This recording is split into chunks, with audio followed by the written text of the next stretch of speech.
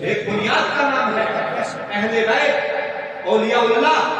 یہ سارے سلف صالحین اپنے اپنے مقام پر ہیں، اور ان کے مقامات پر اور ان کو جو اللہ تبارک و تعالیٰ نے شان و عظمت سے نوازا ہے، اگر اس پر کوئی ڈال کام کرتا ہے، گندی زبان کا استعمال کرتا ہے، یا کبھی برداشت نہیں کریں گے۔ اور اس کے لیے یہ کوئی احسان نہیں ہمارا صحابہ کرام کا، صحابہ کرام کا ہمارے اوپر احسان ہے۔ آج ہم مسلمان ہیں، آج ہم اہل سنت ہیں، جس پر ہمیں فخر ہے، تو یہ وراثت آئی کہاں سے آپ کے پاس؟ یہ کلمہ، یہ دین، یہ حدیث، یہ دیگر شریعت کے اصول، یہ کس کے واسطے سے آپ تک پہنچے؟ 2 منٹ کے لیے کوئی نرم گوشہ رکھ لیتا ہے اپنے دل میں کہ ٹھیک ہے جی کسی کو کچھ کہہ دیا ہوگا، یہ کسی مولوی کی بات نہیں، یہ کسی سیاسی لیڈر کی بات نہیں ہے، یہ کسی کی زمین کا مسئلہ نہیں ہے، یہ ہمارے دین کی اساس کا مسئلہ ہے۔ اور ہر باغیرت سنی، ہر باغیرت مسلمان کا یہ فرض بنتا ہے کہ اگر کوئی زبان صحابہ کرام کے خلاف اٹھتی ہے، اس سے کوئی گندا لفظ نکلتا ہے، تو ایسی زبان کو ہم کبھی برداشت نہیں کریں گے۔ اور الحمدللہ ہم نے ہمیشہ امن کے لیے، چونکہ اسلام کا دوسرا مفہوم امن ہے، سلامتی ہے، لیکن اس کا یہ مطلب نہیں کہ آپ ہمارے سروں پر چڑھ دوڑیں گے، اس کا یہ مطلب نہیں کہ ہم ان حالات سے واقف نہیں ہیں۔ اس وقت پوری دنیا کے اندر مسلمانوں کے ساتھ جو حالات پیش ہیں وہ آپ سب جانتے ہیں، مگر اس کے باوجود وہ ایک ایسی کمیونٹی، پوری کمیونٹی کو ٹارگیٹ نہیں کروں گا، وہ تو چند عناصر تھے، مگر سب سے زیادہ یہ کمیونٹی وہ ہے جو اتحاد امت کے دعوے دار بنتی ہے اور کہتی ہے کہ ہم امت کو اتحاد کی طرف لائیں گے۔ کیا صدیق اکبر کو نکال کے، حضرت فاروق اعظم کو نکال کے، عثمان غنی کو نکال کے، سیدنا ابو ہریرہ کو نکال کے، یا دیگر صحابہ کرام جن کا نام لے کر تم نے بکواس کی، ان کو نکال کر کے تم اتحاد امت چاہتے ہو؟ ایسے اتحاد کو ہم لات نہیں مارتے، ہمیں یہ اتحاد نہیں چاہیے،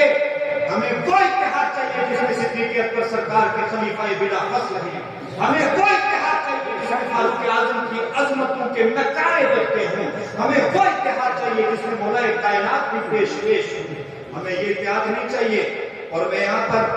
ایڈمنسٹریشن کو بھی کہوں گا کہ پونچھ کے اندر جو واقعہ ہوا، آپ نے اور خاص کر کے ہمارے مذہبی رہنما، ہمارے سیاسی سماجی، کیونکہ ہر شخص کا ایک دائرہ اختیار ہوتا ہے، وہاں پر آواز ضرور اٹھائی گئی، وہاں پر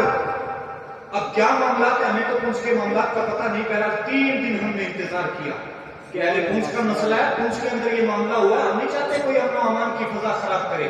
یا کسی بھی طرح سے، ہم اس کے متعامل نہیں ہیں امت مسلمہ ہونے کے ناطے سے، کیونکہ ہمیں معلوم ہے اس ملک کے اندر اور ساری دنیا کے اندر مسلمانوں کے ساتھ اس وقت کیا کیا ہو رہا ہے، ہم نہیں چاہتے تھے، لیکن سب سے پہلے اس شخص کو، جس شخص نے اس نعرے کے اوپر سرکار صدیق اکبر رضی اللہ تعالیٰ عنہ جو سرکار کے بلا فصل خلیفہ ہیں اور جن کے لیے اللہ کے نبی صلی اللہ علیہ وسلم نے ارشاد فرمایا، صحابہ کرام کے سامنے ارشاد فرمایا میرے آقا نے کہ جتنے لوگوں نے مجھ پر احسانات کیے تھے میں نے سب کے احسانات چکا دیے۔ اللہ اکبر۔ سرکار صدیق اکبر کا مرتبہ یہ ہے اللہ کے نبی کی نظروں میں سرکار فرماتے ہیں مگر میرے صدیق کے احسانات اتنے ہیں کہ میں نے اس کا بدلہ دنیا میں نہیں چکایا، محشر میں میرا رب اس کا بدلہ چکایا۔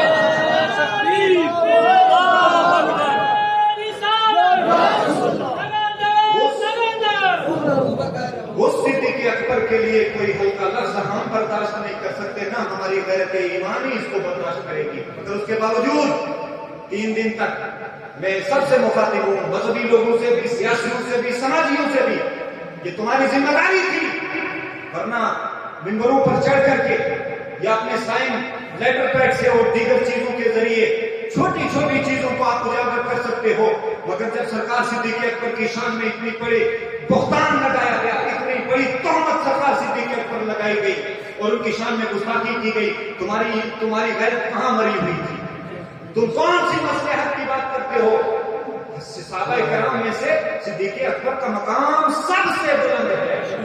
سب سے بڑی ذات کا نام افضل البشر بعد الانبیاء کی تحقیق، یہ اہل سنت کا عقیدہ ہے، ڈنکے کی چوٹ پر ہم اس کو بیان کرتے ہیں۔ دیگر صحابہ کرام سب نیچے ہیں، سب نیچے ہیں، اس صدیق کا تو تم دفاع نہیں کر سکتے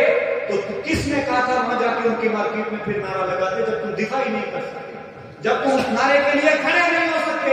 تو پھر گلا پھاڑنے کی ضرورت کیا تھی؟ کیوں امت کے اندر انتشار کیا تھا؟ یہ سوال تمام ائمہ سے ہے،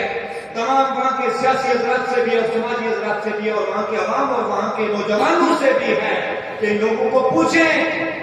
اگر تم اتنے بڑے منصب پر ہو اور اس منصب کا حق ادا نہیں کر سکتے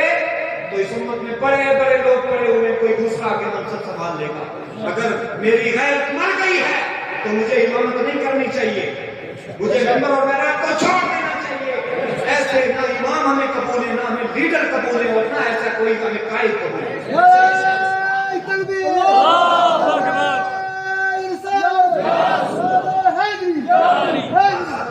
اتنی سی بات ہے کہ اگر آپ دفاع نہیں کر سکتے تو کم سے کم ان لوگوں پر آپ کی طرف سے گالیاں بھی نہیں پڑنی چاہیے، آپ کے نعرے کی وجہ سے، آپ کے جذبات کی وجہ سے بیجا، آپ کے جذبات کی وجہ سے صحابہ کرام کو ٹارگیٹ کیا گیا۔ وہ ہستیاں جن کو اللہ کے رسول نے نجوم ہدایت بتایا اور جن کے لیے فرمایا کہ اگر میرے صحابہ کرام میں سے آدھا کلو یا 1 پاؤ اناج کوئی صدقہ کر دیتا ہے تو سرکار فرماتے ہیں اے میرے امتیوں اگر تم احد پہاڑ کے برابر سونا خرچ کر دو نا تو میرے صحابہ کے اس 1 پاؤ یا آدھا کلو اناج کے برابر نہیں کر سکتے۔ یہ ان کی شان و عظمت ہے، یہ ہمارے دین کی بنیاد، یہ اساس ہے۔ صحابہ کرام کے بارے میں کوئی بکواس کرے، اہل بیت کے بارے میں کوئی زبان تام کو دراز کرے، اولیاء امت پر کوئی بھونکے، یہ کبھی برداشت نہیں ہوگا۔ اس کے لیے کسی طرح کا ماحول بھی ہمیں بنانا پڑے، انشاءاللہ ہماری جانیں حاضر ہیں، ہماری اولادیں حاضر ہیں، لیکن میں گزارش کروں گا جب 3 دن ہو گئے کوئی کاروائی نہیں ہوئی تو پھر الحمدللہ منڈی کے نوجوان آئے، ہمارے بزرگ، میں سب کا شکریہ ادا کرتا ہوں کہ آپ نے اپنی زندہ دلی اور زندہ ضمیری کا ثبوت دیا اور واقعی رسول اللہ کی سچی عقیدت اسی کا نام ہے کہ سرکار کے ساتھ جو جڑا ہے اس کی عظمتوں پر بھی ہمیں پہرا دینا۔ اور یہ صرف باتیں کرنے والے لوگ جو بڑے بڑے اسٹیجوں سے آ کے اپنی قیادت کے دعوے کرتے ہیں ان کو شرم آنی چاہیے، اور میں کہتا ہوں شرم سے ڈوب مرنا چاہیے ایسے لوگوں کو، وہ کسی بھی منصب پر فائز کیوں نہ ہو۔ ہمیں کسی سے کوئی غرض نہیں، نہ ہمیں ان سے زمینیں لینی ہے، نہ کوئی زمین تقسیم کروانی ہے۔ وہ ناراض ہوتے ہیں 100 بار ہو جائیں، عقیدے کے معاملے میں، ایمان کے معاملے میں نہ سمجھوتا کیا ہے نہ کریں گے۔ کربلا اس کی تاریخ بتا سکتی ہے، ہمارے اسلاف اس کے لیے ہمیشہ شاہد رہے ہیں، ہمیشہ حاضر رہے ہیں۔ اگر تم سچے دعوے دار ہو قوم کی قیادت کے تو پھر بھاگنا نہیں ہے، میدان عمل میں اترنا ہوگا۔ اور ہم ایڈمنسٹریشن سے کہیں گے منڈی کے جو ایس ایچ او صاحب یا دیگر ہماری پولیس انتظامیہ تھی الحمدللہ بر وقت انہوں نے کارروائی کی، ہم ان کو لائق ستائش سمجھتے ہیں، مگر ابھی تک گرفتاریاں نہیں ہوئی ہیں۔ ہمارا مطالبہ ہے، آپ سب کا بھی مطالبہ ہونا چاہیے کہ فوراً ایسے گندے لوگوں کو وہ گرفتار کریں۔ اور پولیس والوں سے گزارش کروں گا، آپ نے مسئلہ اٹھایا تھا اور پھر خود دبانے کی آپ نے جو سازش کی ہے، اس سازش کو انشاءاللہ ہم بے نقاب کریں گے،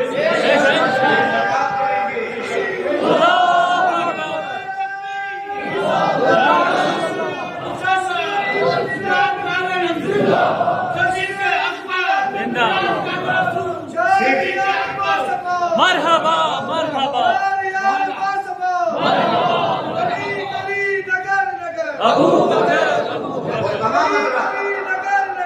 وہ تمام لوگ، ایک معافی نامہ کل گردش کر رہا تھا سوشل میڈیا پر، سب سے بڑا بد زبان بد کلام آدمی جس نے حضرت صدیق اکبر کے لیے ایک بہت گندے لفظ کا استعمال کیا، اس سے بیٹھ کر کے یہ محمد معافی نامہ کرتے ہیں۔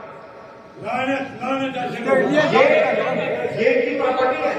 یہ دین کی پراپرٹی ہے، یہ جاگیردار ہے اس کے، یہ ٹھیکیدار ہے اس کے کہ یہ وہاں پر کمپرومائز کریں گے اور ہم آگے بن کر کے مان لیں گے، نہیں۔ ابھی الحمدللہ غیرت ایمانی زندہ ہے اور